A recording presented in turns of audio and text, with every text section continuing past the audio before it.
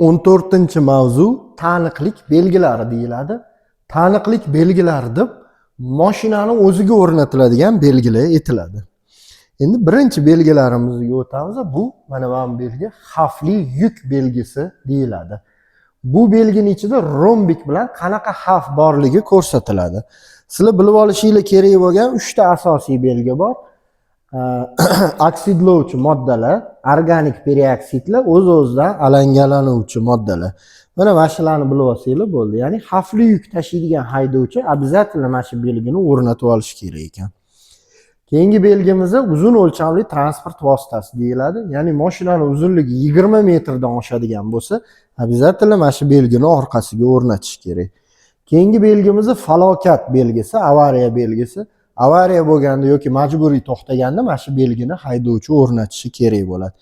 Keyingi belgimiz shifokor haydovchi deyiladi. Agar avtomobil haydovchisi shifokor bo'lsa, oldi orqa tarafiga shu belgini o'rnatishi kerak bo'ladi. Keyingi belgimiz mana bu sariq smaylik. Bu kar soqov haydovchi bo'ladi. Ya'ni haydovchi kar soqov bo'lsa, shu belgini o'rnatish kerak bo'ladi. Keyingi belgimiz bolalar guruhini tash deyiladi. Avtobusda bolalar guruhi tashilganda mana shu belgini o'rnatib olish kerak bo'ladi.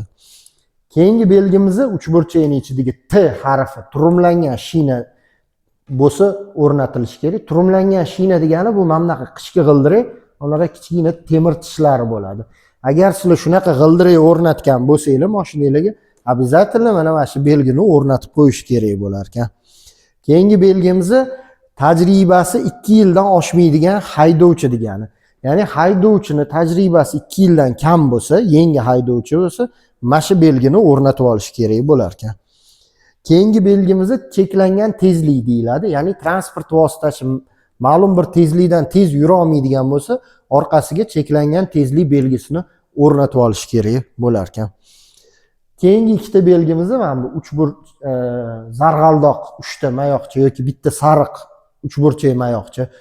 Bu avtopoyezd haydovchilari o'rnatib olish kerak bo'ladi, ya'ni tirkamali o'sha yuk mashinalarniki. Keyingisi haydovchi nogiron bo'lsa, unda oldi orqa tarafiga nogiron belgisini o'rnatib olish kerak bo'ladi. Bundan tashqari, yuk avtomobili va avtobus haydovchilari orqa bortiga yaxshi ko'rinadigan davlat raqamini yozib qo'yish kerak bo'ladi. Mana shu asosiy talab.